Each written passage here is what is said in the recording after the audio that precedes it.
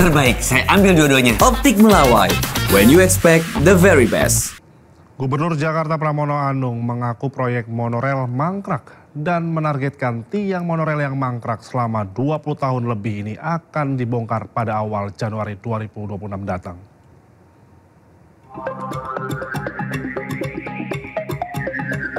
Pemerintah Provinsi Jakarta mengungkapkan komitmennya untuk membereskan tiang-tiang proyek monorel yang mangkrak hampir 2 dekade ini.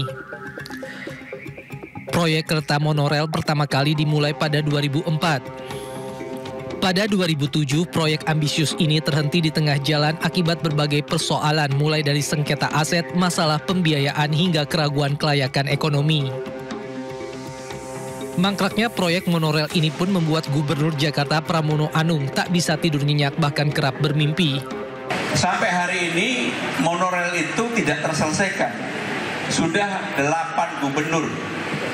Maka saya bilang sama balai kota, saya yang begini-begini membuat saya tidur gak nyenyak. Mimpi saya tentang monorel. Maka saya ingin selesaikan. Pramono menargetkan pembersihan proyek tiang monorel di sepanjang Jalan HR Rasuna Said, Jakarta Selatan pada awal Januari 2026. Ia pun mengaku telah mendapat dukungan dari Kejaksaan Tinggi Jakarta hingga KPK untuk proses pembersihan ini. Dari Jakarta, tim liputan iNews melaporkan. Menteri Keuangan Purbaya Yudi Sadewa mengaku menggunakan jasa hacker atau peretas untuk membereskan masalah sistem Cortex. Purbaya menyebut para hacker yang direkrut berasal dari Indonesia dan memiliki reputasi global.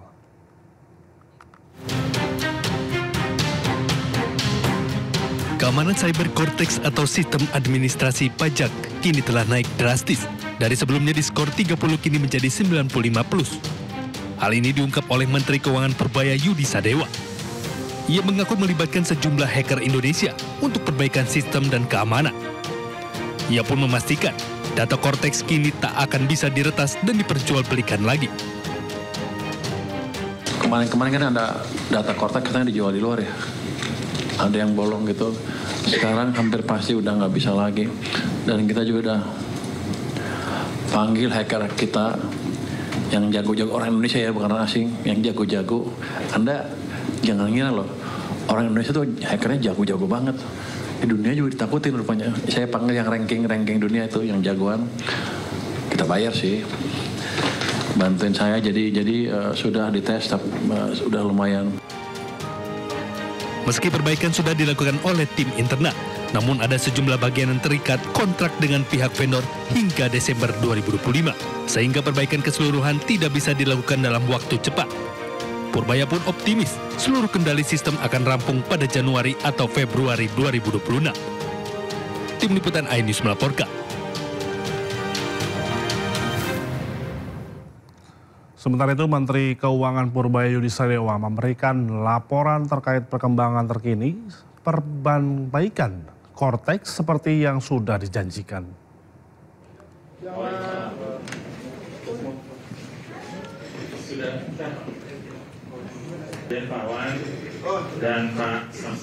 Menteri Keuangan Purbaya Yudi Sadewa mengatakan kendala pada Cortex Administration System tidak bisa diselesaikan dalam waktu singkat. Pihaknya telah menyelesaikan kendala-kendala yang bisa ditangani. Masih ada beberapa persoalan yang tak bisa dibereskan karena masih ada kontrak dengan vendor. Persoalan ini disebabkan oleh permasalahan pada upper layer, middle layer, programming layer, dan operational layer dari Cortex. Sistem keamanan dan layanan fungsi Cortex sebelumnya sebenarnya dengan kualitas canggih dan mahal, namun operasionalnya masih bermasalah dan harus terus dipelajari. Jadi Cortex itu ada beberapa layer yang bisa kita perbaiki ya. Sejak dibuka 15 Oktober 2025, layanan pengaduan lapor Pak Purbaya telah menerima lebih dari 28.000 pesan. Sementara terkait petugas pajak yang ingatkan tunggakan jam 5 pagi, Purbaya ancam disanksi.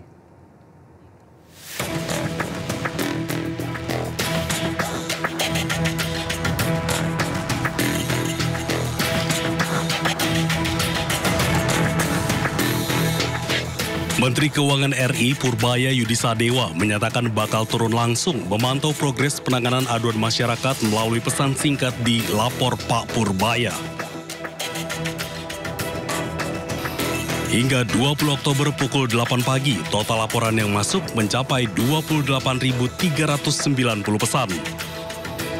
Dari jumlah tersebut, 14.025 laporan telah terverifikasi, terdiri dari 722 aduan, 393 masukan, 432 pertanyaan, dan sekitar 12.000 laporan lain-lain. Sementara 14.365 laporan lain masih dalam proses verifikasi.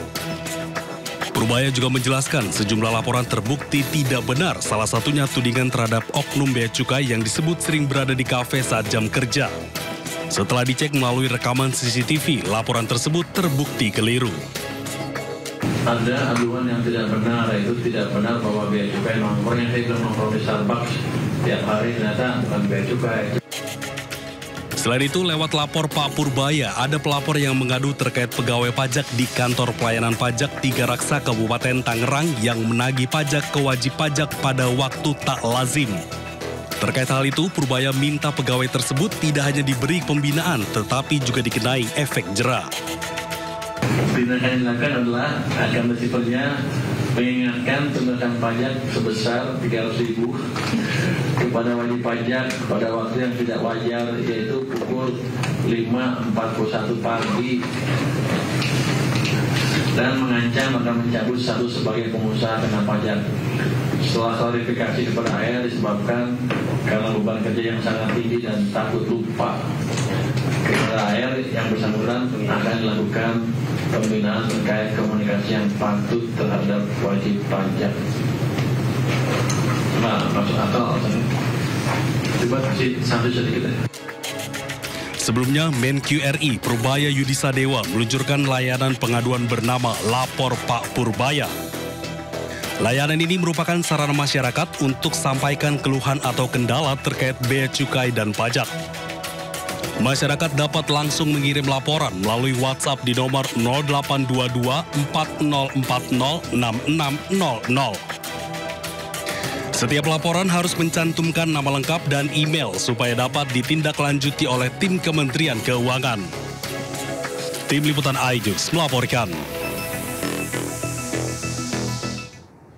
Sekjen Golkar Sarmuji memastikan tindakan AMPG melaporkan akun pembuat meme Bahlil Lahadalia bukan berdasarkan perintah pimpinan DPP Golkar.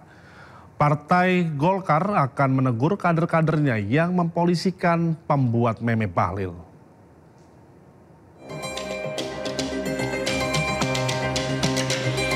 Sekjen Partai Golkar M. Sarmuji mengatakan pihaknya akan memanggil para kader-kadernya yang melaporkan sejumlah akun media sosial yang mengunggah meme konten Ketua Umum Golkar Bahlil Lahadalia di media sosial.